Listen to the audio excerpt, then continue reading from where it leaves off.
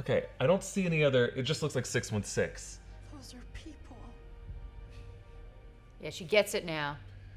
But do we get it? Because we're not seeing any of them. But they're dissipating. So it's all just going back to the It's lines on a sacred. screen, Maude. It looks like a spaghetti strand. It's just this episode was so weirdly paced at the end. Like, okay. Is that where she's on? The red Yeah, dot? let's So she's see. on one that's off the... She's off the charts. Welcome back to New Rockstars. Loki, episode 2 of season 2. What do we tell you? Woo. If you like this episode, awesome. We want you to like it. It's There's just some parts I like. And there is a lot I like in this episode, but, you know, some big choices were made, structurally kind of weird. Specifically the opening, we kind of dive in. How did we get there? So confused. And then this whole final battle, a little rushed, but still a lot to love. A lot to love from this episode. So we're gonna go through this episode, we're gonna talk about it, and we're gonna look ahead to episode 3. This is Inside Marvel! It's New Rockstars weekly Marvel reaction show. I'm Erik Voss. Here with me is Maude. Garrett! Yeah, that's me. Just only on the sacred timeline only, though. Yes, on a branch timeline. Can we just shout out how amazing that is, how they have sacred timeline and then sometimes branch timeline. They let us know where we are in the multiverse. I really appreciate that. Tommy Bechtold wanted to be here this week, but he's not feeling too well. He should be back for episode 3, so that'll be fun. Yay. Talk about episode 3 with him.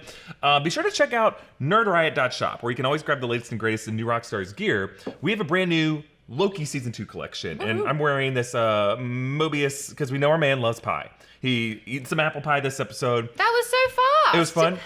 Yeah, how did we get this out so quick? So fast. It's like we knew. He And ate pie for like 7 years. pies for days, Mobius. He's a pie gobbler. He's a pie burglar. You heard it here first. I also, love- yeah. that did not look appetizing at all. No. Key lime pie should not be that color of green. It felt like in a weird technical challenge in the Great British Baking Show. Oh, yeah, it was They're not like, good. yeah, I used essence of edamame and I put it in my batter and then Paul Hollywood's And like, it is what it is. and Yeah. Prue's like, it should be boozier. We're finding out about like weird reality TV I'm weekend learning content. so much about you. I will say a little fun fact though about cream, like whipped cream.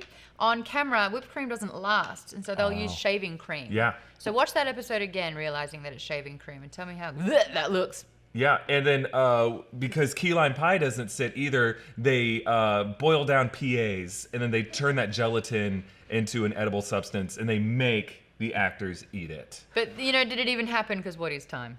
What is time? Hey, that solves all wounds. So yeah, check out all the great merch options, nerdriot.shop. We also, we got our go Gators! Very early 90s aesthetic. I'm about Yeah. that. I was there the first time. So yeah, support our channel. Check out our great merch options over at nerdriot.shop. Here on Inside Marvel, we love food. A good meal is a movie for your mouth, but our favorite is when food is delicious and delivered straight to us, and that is what Cook Unity is all about.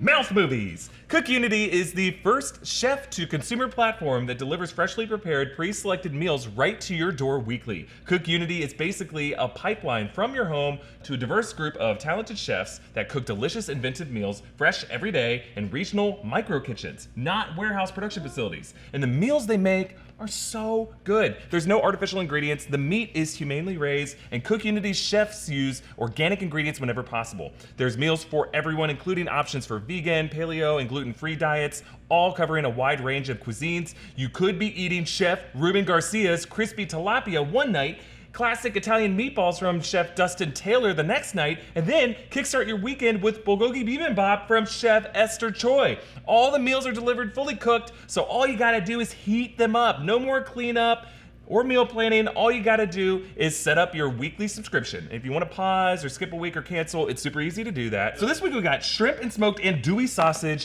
jambalaya. Jambalaya. Little Seinfeld reference. It for you. is. I got that. Did you know they used to put that on all the promos in Australia for like Really? years? Jambalaya. Yes. Oh, How this is it? really good. Yeah, I can smell it from here. It's So, delish. I love shrimp. My wife's not a big shrimp fan. I love it. So this is gonna be perfect for us because I'll take the shrimp meal. She'll take the other ones, but I love low country food. jambalaya, They gumbo, have a po' boys. picture of the chef who made it. Well, they did an amazing job. So go to cookunity.com/breakroom50 or click the link in the description below and use our code breakroom50 to get 50% off your first order of Cook Unity meals to try them out for yourself. Don't forget to subscribe to all 3 channels in the new Rockstars network. Here on the Break Room, we got the new Rockstars main channel and then the deep dive. At this point, when you're watching, I think we have our deep dive of Aliens. James Cameron's Aliens, one of my favorite movies. Fantastic. Yeah, so much fun. Should we recap this episode? Let's do it. Episode 2, Season 2. Let's go. So, Mobius and Loki arrive in London, 1977, on the sacred timeline, searching for Sylvie. Did we have any exposition up to this point? Fuck no. No, it was so weird. Episode 1 ended with, like, we need to find Sylvie, and now, without any conversation, we're just in the middle of London in 1977. No mission brief. Yeah. No understanding. Episode 1 was so... doom, end of the universe, you have to go out there, the blast doors are shutting, this is so chaotic, and then all of a sudden it's like Dapper, we're going to a movie premiere, and you're like, where? I like the vibes. I like the vibes. It just was like... It's a different show. Different show. And you know what? They said that they did not reshoot anything, and I think they needed to, for clarification. It seems like they removed a scene. Like, that's the only way this makes sense, is there was a scene at the end of episode 1 that they cut for pacing, or a scene at the beginning of episode 2 that, like, either the acting performances or they didn't get the right shoots and they hoped they could do reshoots over the summer. Or they had to, like, trim it down because it's a long episode. It is a long episode. It's about 45 minutes. But you know what? Disney Plus watchers are going to be like, give me an hour or two for this stuff. I honestly think that they hope to do pickups or something like that, and then the actors went on strike in July, and then they couldn't do it. Like, that's the only way it makes sense to me. I mean, because we didn't see a trailer until jarring. later. It was really, really jarring. I felt like I'd missed something. And then we stayed in it for like 20 minutes, right? We stayed in a lot of scenes in this episode for a little too long, I feel. Yeah. But anyway, they've gone back in time, 1977, trying to find Sylvie. There, with some assistance from Hunter B-15, they chase down Hunter X5, aka Brad Wolf. He's been living his best life as a movie actor. He's soaking it up. He's a little full of himself. Let's be honest, you're not supposed to love this guy. Yeah, it's weird. We're on the sacred timeline. So Brad, at some point off screen, X5 saw his life on the sacred timeline and assumed that role. We needed to see all of this, though. We needed to see, like, did he tie up his old self and put in did he kill his old self or prune his old self and then took place? Also, how much time, did he have to do this a couple months ago? Because he has a full head of hair now. Yeah. So there's just, like, a lot of questions of, like, the logistics of how long he's been in this role. It seems like the analog is Cypher from The Matrix, right? He wants to be rebooted as an actor, an important person, and that's kind of what he is. Yes. So I get that. It's just the timeline of it doesn't make sense. I think, yeah, there is a big theme in episode 2. Do you want to know about the life you were supposed to have? Mm-hmm. Or are you going to double down and live the life that you need to live because this is what's necessary? Yeah. And I think Mr. Brad Wolf decided that was a better life and he was living in denial. But you're so right, because this was usually, was it B5, B15? B15? B15. This was B15's existential crisis, finding out about the variants. Yeah. So I thought that this would have suited her storyline a lot more. Instead, we're seeing this offshoot for some reason. Anyway, they're trying to, Mobius and Loki are trying to question him. They're trying to get the answers. Loki corners him with magic. It's lovely to see Loki's threshold of illusionary magics again. And the trio then take him into a TVA holding cell. Mm-hmm. Casey reveals that Ms. Minutes is helping Renslayer. Okay. Now, we haven't seen Renslayer thus far. So this is very, very elusive, but now we're realizing that she was in cahoots with He Who Remains. Mm-hmm. So combined with that conversation that she's had with He Who Remains, that Loki has heard, what is going on with Renslayer? We don't really know where she's at right now, except that offshoot of a branch that she's potentially in. Yeah, we see they've located her somewhere. My assumption is that, I mean, we're now a third of the way through the season. We got to get to Victorian era Chicago. I think, like, if you look at the structure of season 1, episode 3 of season 1 was when they go to Lamentus. Kind of a bottle episode in an interesting location. Now, a lot of people didn't like the Lamentus episode of Loki season 1, but you got to admit that Sharu city, that long take, was actually pretty cool. And I think they're going to structurally do something similar with the World's Fair Chicago. Like, because that's, like, there's only, if it's not World's Fair Chicago, there's going to be some other whole location that, like, we have not seen in trailer footage. And that's the only time we've seen Renslayer in trailer footage is when she's wearing that Victorian garb. We've only got 6 episodes as well. Yeah, we got 4 left. So, I think that's where she is now. But I'm curious to see what that means that they're working together, because, like... But there needs to be more exposition if that's going to be the through line of season 2. I'm okay with the mystery there, because I think, like... I don't need to know right now what they're doing together. I just know that they both had some kind of weird side relationship with He Who Remains, and probably each felt like they were his number one. Oh, that's interesting. So the what does truth is that being mean? unveiled Yeah. to both. And it was Ms. Minutes, Don't Shoot the Messenger, who's kind of like relaying the chain of events, do you believe? Because what's her part in all of this? She's an extension Minutes. of... What a weirdo! What a weird, fun character! It's like, I think, my favorite MCU character. Do we think that she Tara might Strong be... does an amazing job, by the way. with her. Wild theory, could Ms. Minutes be an extraction of Renslayer's brain? Like her mind, her memory stored in an artificial form that He Who Remains can toy around with in kind of a dollhouse capacity. So he kind of keeps like this full human being that he thought was his soulmate. He can't handle when she's like fully sentient and aware of everything he's done. So he extracts part of her mind That actually in makes this like, sense. hey y'all form. And then he keeps kind of just the physical body and a certain limited memory of Renslayer in her body Well, form. she didn't know anything about her past. Right. So she's the perfect blind follower in that regard. So the two of them working together is like He Remains' greatest nightmare, right? Because they would be the full bicameral brain of Renslayer, his soulmate, his counterpoint. Yes. Oh, that's exciting. I don't know. That's probably like bullshit. I No, just think we'll that's kind of see. a fun idea. We'll see. So anyway, setting that whole mystery aside, Loki and Mobius interrogate Hunter X5, aka Brad Wolf, who is an arsehole. Now, we have a little bit of a difference of opinion here, which I think is quite interesting. You're not a fan of this actor and what they're doing. I don't want to put words in your mouth. I think the character really on the page is where the flaws are, because he's been given so much on the show. I believe he has had more screen time than He's everyone thrust into it. except Loki and Mobius, right? And I will say, having so many scenes together where Loki and Mobius have already a whole season of established camaraderie and chemistry together, to then have a third thrust into the mix of that is very ambitious. Yeah. I think, though, it's so much fun. I really love the tone that Raphael's bringing. I have seen other things that he's done, and it is of more of a serious nature. So seeing him really flex his comedic streak, I think, has been a lot of fun.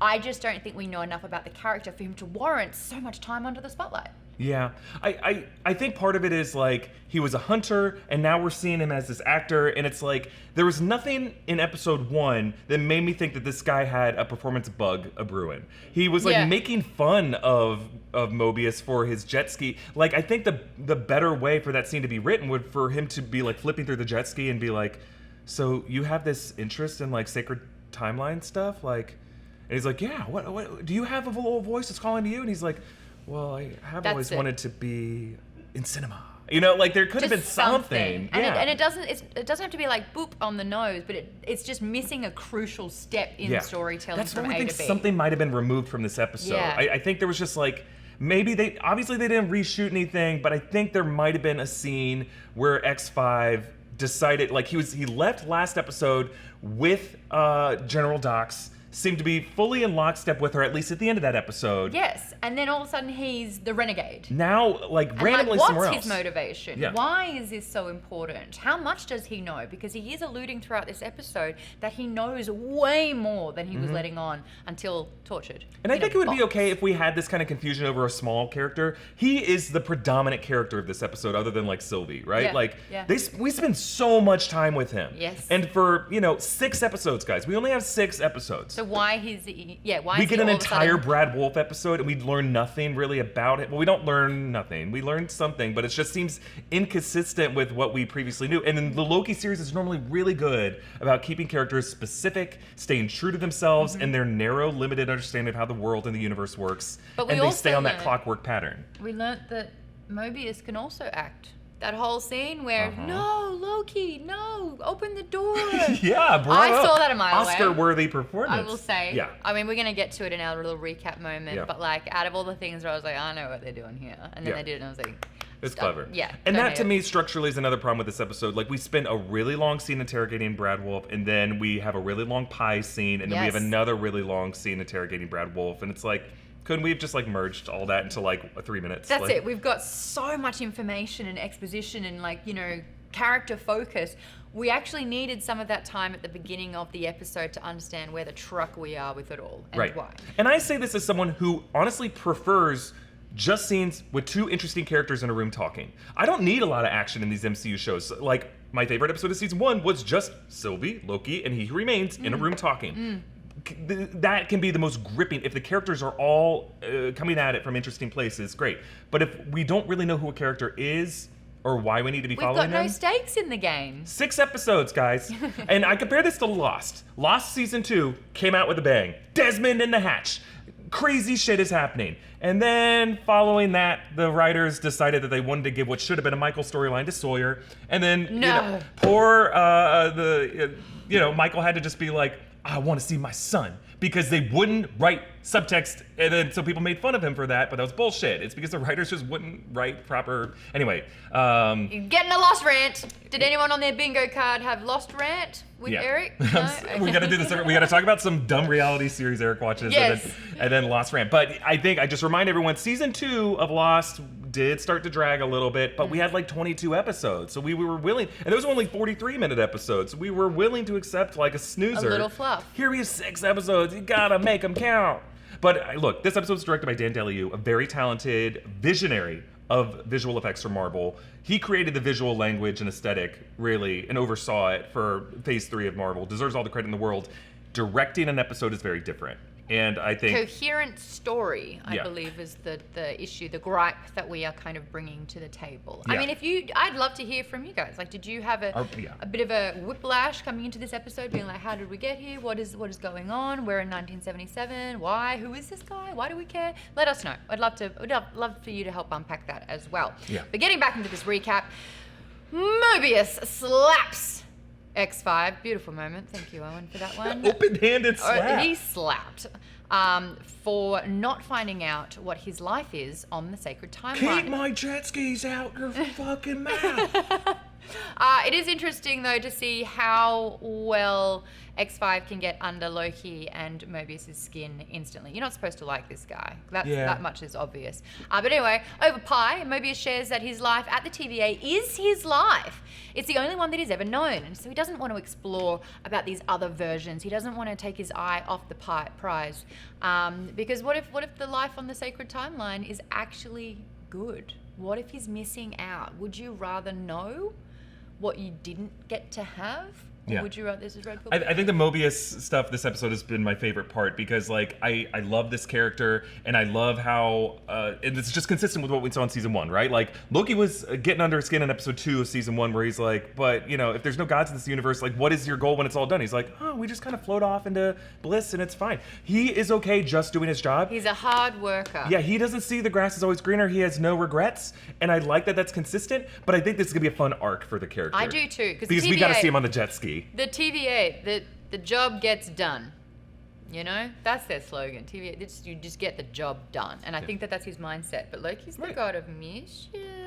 Yeah. I love seeing these two in a scene together. Honestly, I didn't mind the pie scene as much because I just do like these actors together. I get a little concerned when Loki is going a little bit further. I mean, we're humanizing him in beautiful ways, but he's got his suspenders on, like he's a detective, and I think sometimes we forget just what he's capable and how powerful he is. So it is great when we see flashes of magic because you're like, that's right, this guy rocks. Like he's like OP sometimes, you know? For sure. He's really, really cool, and he just gets bogged down, and so you have to remind it's like, well, he's trying to save and preserve the world. Anyway, Hunter B15 and Casey visit OB down in the temporal loom observation deck. OB is working on a retro lift device so that the temporal loom can hold all the new branches without it destabilizing and imploding, but it can't be used because the containment doors are locked. He is side quest 101 for this story. If this is a video game, I feel like it's like you can't do it. No, you've got to go down to OB because you hit it and you've got to get that. And when that goes in, and then it's just very mission.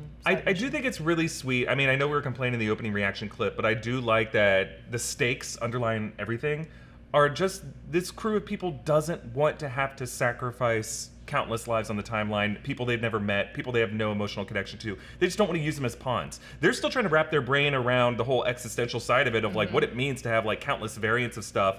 Like, are we really committing murder there? They consider it murder, and I like that that's their noble quest, to prevent that from happening. So even though TVA somewhat coexists on a timeline, this has never happened to them before that they're aware of. Yeah, as far as they're aware, but again, I do think this is a cyclical Ragnarok. I think the TVA goes through this every 100 years or something like that. Well, I mean, Obi's talking about hundreds and hundreds that he's been around. But I think his brain gets reset. I think He Who Remains, or whatever his clockwork was, would reset everyone's brain, so they never really thought that anything was weird. They're in a Matrix-style simulation. And they're destined to continue making the same mistakes time and time again. Again and again and again. Cool. They can only be opened, the locked doors, with a live scan of the creator's temporal aura, aka He Who Remains, the one, the only. And with Ms. Minutes gone, she can't override the door either. So if they can't use Obi's device, they're all gonna die. Yeah. Dun dun dun! Anyway, back to X5. He eventually talks after Loki almost squishes him inside a cube. Not a great way to go. That would suck. We saw a poster in episode 1 where they're like, just kind of relax and wait for what comes next. Apparently what comes next inside of a time cube is you get smushed. Like, what's gonna happen? Is it gonna turn into like... the big vent thing, like the clicking and the receptor on the... Yeah, it's just so funny. I've seen the hydraulic press TikToks. Eventually something's gonna give. Also, the claustrophobics watching that one had a terrible day. Yeah, sorry about that, guys. That would have been not fun at all. Anyway, he does eventually start talking. The trio end up at a McDonald's in Broxton, Ohio, 1982. Bing! This is on a branch timeline where they'll find Sylvie. She and Loki step outside with Loki trying to find out why Sylvie was at the TVA in the future. How do you know what you've done in the future? I think they're just trying to figure out what her current path is, and McChicken nuggets. Yeah, it even took me a second to realize, like, what do you mean in the future? Oh, he's talking about like a couple hours or days into the future at the end when she pried open the door. So it's like, wait, what? Like, what do you mean? I thought it was when she dinged. So you think that she's the one who got him in the back? Maybe they do suspect, and they're trying to figure out. It's just interesting because Loki doesn't view that as a whodunit. I think he's just kind of like, dodged a bullet there. Got it. So I got pruned somehow. Thank God someone got me. These two, all season 1, well, majority of season 1 was seeing how well they teamed up and they had to work together. So I think that kind of makes sense. They kind of need each other. They're like multiversal soulmates, right? I like Dance them partners. Together as well. It's still weird when you think about it for too long. Would you yourself? make out with another version of you? No, absolutely not. Absolutely not. I would say. I would. I'd be good. Nah. Get him in jail. Go Maude. Anyway, Loki is insisting that the TVA is the only defense against the world collapsing. All thanks to Sylvie, by the way. But Sylvie won't buy it. She killed He Who Remains. The future isn't written anymore. They can't agree at all.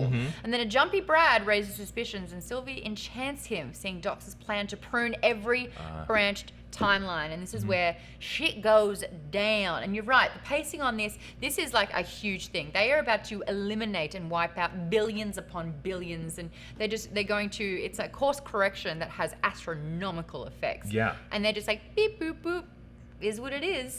I like it's like they have to set up this mobile command center just to do what they consider to be their jobs. They're like, the TVA isn't letting us do our job, so we're gonna go to this shipyard. I believe it's called the Chatham Shipyards. It's in the UK. It's a historical shipyard that goes back to the Restoration era. And then they've used it. It's made like ship after ship after ship for generations for the UK, for the British Navy. It's now decommissioned, but it's like a really cool historical landmark that we spent all of like a minute and a half in. Like that was like. So fast. I feel like they had a limited budget for this and they wanted to do more, but this is a cool idea of like General Dox being like basically staging a coup for the TVA. I'm not going to listen to a judge.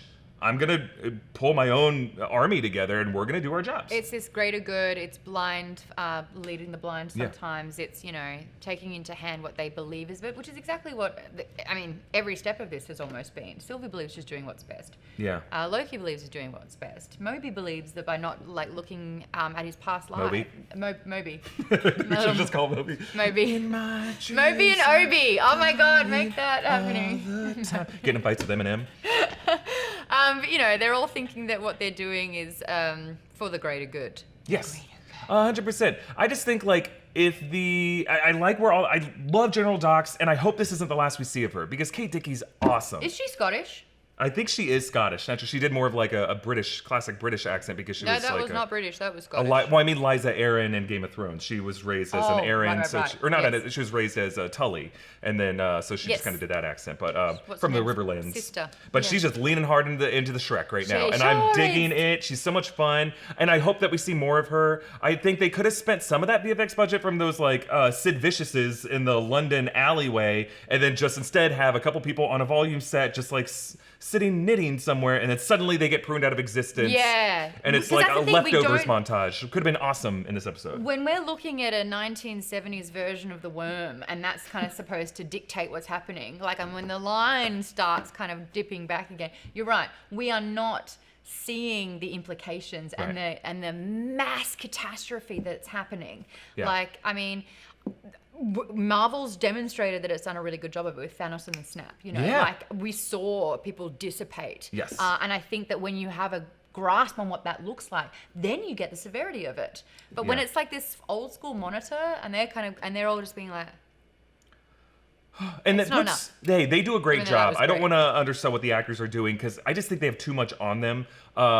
Like Dan DeLeo is a guy who designed the look of the dusting. Like he is a very creative visionary, and I don't want to undersell his talents, but I honestly think he might have been restrained by budget, and it's hard. they Directing have, something like- isn't just carrying out a vision, unless you're Dave Filoni and Star Wars just lets you do whatever you want. Like I think this guy is a first-time director. He probably was limited in what he was able to do, and I think it shows. I think this episode was just a little unevenly paced, poorly structured. you're right. They distributed sort of like the quality and the time and the minutes maybe a bit different. Yeah, a bit I wrong. think so. Like I wish we had more time with this and we saw the unraveling of what was happening. Yeah. And a little bit less key lime pie. Like how well paced and edited was last week's climax when Loki is running. We just have several shots of Tom Hiddleston running down a hallway with sirens. Yeah. While people are running past him, someone's saying, evacuate, evacuate. That is so exciting. And then we cut to the evocative. close-ups. The slow pushes in on a phone ringing. How expensive is it just to push a camera in on a phone?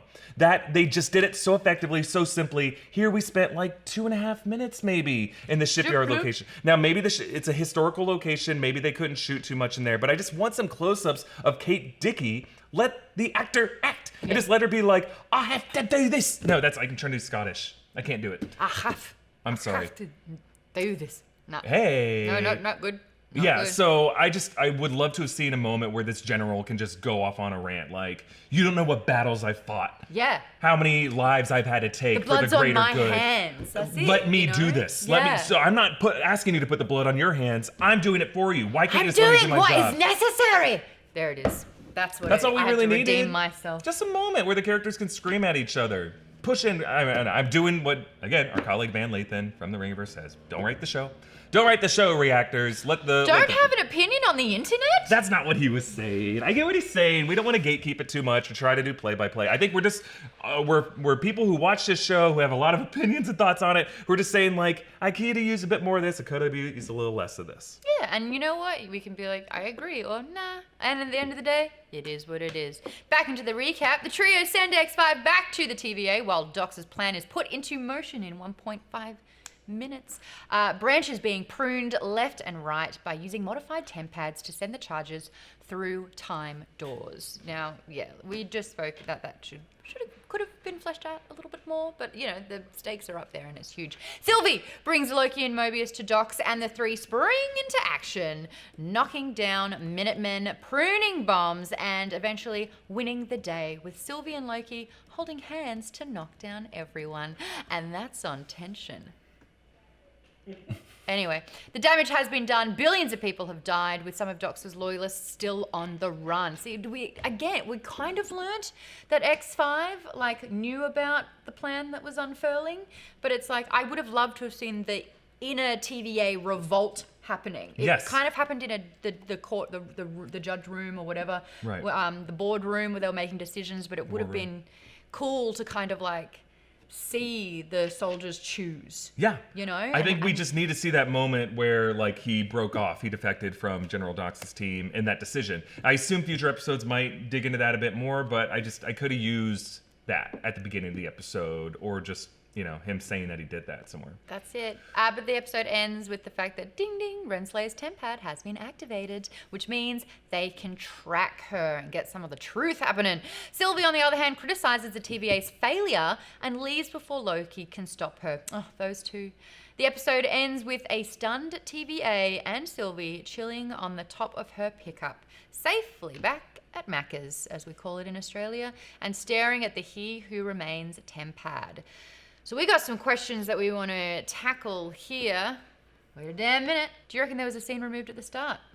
I mean, either a scene removed or a scene that they thought that they could just get by with a bit of exposition from Mobius and Loki in that London movie premiere. And we should recognize there's some fun Marvel Easter eggs here. Brainiac, Brad Wolf, Zaniac, excuse me, Brainiac's in DC. There's going to be a sequel. Yeah, I mean, that was all very fun. Like, Zaniac is, part of, like, this horde in Thor comics who invades Brad Wolf and then gives him, like, this bloodlust for women and turns into this murderous figure. Just very, very deep cut. Very fun, but it's just like the exposition, it was just too much whiplash at the beginning of the episode. And I think something was removed, and things get removed for any reason. Sometimes it's just like, we didn't get a good take of this line, and it just looks really bad to keep it in. So let's just do some VO. Let's, So yeah, I definitely think something was removed from the beginning and from the end of the episode, and just structurally they needed to have something between episode 1 and then when we probably get to the World's Fair next episode is my thinking. So yeah, I just think the stakes were just kind of confusing. I think there was some weird pacing throughout the episode, and I don't think they fully found it in the edit with X5 and Brad Wolf. But bing, it's already out there. Yeah. Okay. How common is this to delete scenes? We even saw from season 1. They removed a whole scene from the beginning of episode 4 with Loki and with Sylvie when they were still in Lamentus, which was a huge scene. It was like 2 minutes or a minute and a half. But then you're kind of saying that because this is the Lamentus episode of this season. You were just saying earlier. See, I think next episode is going to be the Lamentus episode. This kind of feels like a bad version of episode 2 because remember, episode 2 of season 1 is when they go to Oshkosh for the Ren Fair, which kind of feels like the movie premiere. Yes. Okay, we spent so a lot of formulaic. scenes in the cafeteria, but what made episode 2 so great last season is we have this whole pacing ramping up when they go to the archives. They're flipping through apocalyptic events. We go to Pompeii. Then we have some scenes back in the the automat, the cafeteria. But then at the same time, it had that sense of impending doom. It had the tension that was there that was kind of lacking in this episode. But we got to see it. We got to go to Haven Hills. We saw that town getting wiped out by a hurricane. Yeah. We had this cool, tense standoff between Loki and Sylvie jumping into different bodies in the Rockstars superstore. And then it ends with this big cliffhanger where she goes, "It's not about you," and goes through a door. That was such a well-directed moment. We just didn't get that here. Well, you've got Loki saying saying over and over again that it's bigger than her. Yeah. It's bigger than them. It's bigger than everything. But like, it's just not. I feel like the points that they're both counter arguing against each other, it's becoming a little bit more two-dimensional. Yeah. Like, he's saying the same thing. She's not budging. And I feel like there needs to just be more of like the fallout of what's going on. Yeah. The stakes. Agreed. Yeah. Agreed. Yeah. We've got the TVA Guidebook. Yeah. You either live and die by this guidebook, but there's a lot in it. Obi wrote it, but what's the deal with it? Casey's into it. I love this little detail that Casey is like the biggest fan of it because he wants he was a desk guy. He had to sit at that desk in the present era of the TVA for a long time, but Obi is the author of it. So it kind of seems like this is like an important book that has all the secrets in it, and the secrets are all in plain sight, as is the case with everything in the TVA. Kang's space, He Remains space, was underneath everything. So if they just looked at the end, they could have found all the answers. I kind of like it like the chemistry, the potions textbook in Half-Blood Prince. Oh yeah, It kind of has all the answers to it, but there's like a secret mystery. This book shows up in the credit montage, so I think it's going to be like an important book. And I like this detail that all the answers are right here. I also like we're playing at people's strengths. It's Casey's strength. He gets it. He's nearly memorized it. He totally understands it, and he worships Obi when he discovers that he's the author of it. Sign it for me, please. But then you also have Loki and Moby just cannot unpack it to save their lives. Cannot understand it. Don't get it. But you're right. It's probably right there. Is it going to be a kind of red herring? I think, if anything, books are where the answers should be. I think technology can fail you, but books cannot. So my hope is that, the secrets of what, Hunter X5 did to his Tempad to juice it up, or, the magic of He Who Remains Tempad, which Sylvie has in the final scene, I think those are less interesting to me than what's in the pages of this book. Oh, that's what's interesting. Yeah. So the book's almost okay, I like that. I run a book club. Books are great. Books are great, and if we take any, go watch our Easter egg breakdown of last episode if you haven't already. We found some book titles in the closing credits, and they selected 3 specific book titles that are about multiverse stuff and sentience. But then there's one that they threw in there that is not a book. What is it? It's No, I like this. Yeah, it's called The Zartan Contingent. What is that? I have no idea. It's written by this guy, A.D. Doug, Ph.D. Oh, okay. It's not a book, but it might get revealed at some point in the future, like this in the future episodes. Like this book is like someone's favorite book. We should if it's that important, we got to start calling it a tome. I think so. Oh yeah, the TVA Guidebook is certainly a tome. Yeah. I think this is like the Bible. Yeah. It's definitely like a show Bible, like a technical term that showrunners and TV writers use. But I think within the TVA, it has all the answers in it. And most people carry around a Bible. It's like it's issued on every desk at the TVA, but who actually reads it? Just like every prisoner in a prison gets issued a Bible, and only some of them are smart enough to Andy Dufresne a little rock hammer inside of it. I think only some of them have actually read the pages of it. Like most people like to quote the Bible, but how many people have actually read the Bible? And know it inside and out. That's it. And it actually really does sort of like reinstate that rule that the TVA, like, hard work pays off.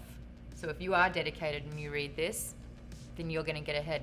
I think so. Don't cut corners. Yep, and we'll leave it there for this episode of Inside Marvel. But you know what? We're very, very excited for episode 3. Have I been too hard on this episode? Maude seemed to enjoy it more than I did. Look, you made some very irrefutable points there with that episode, but I do think that there were some fun moments. Agreed. Too much pie. A little bit too much pie, but I love any scene set in McDonald's with those curved windows. That really takes me back, because like in Florida, even though there was like more of a 70s, 80s design, there was a lot of McDonald's that still had those windows, and it's just like, that creepy tree. The McDonald's land tree with the eyes that looks like it's been like, welcome to McDonald's! Why is a tree there? I don't know. Remember to subscribe to all 3 channels of the New Rockstars Network. Follow Maude at Maude Garrett. Ronald McDonald's a clown. Why would you make a clown the face of Because clowns are cool. Clowns are fun. Said no one ever. Clowns. We all float down here. You can follow me at EA Voss. Subscribe to Inside Marvel wherever you get your podcasts. Thanks for watching. Bye, y'all. Bye.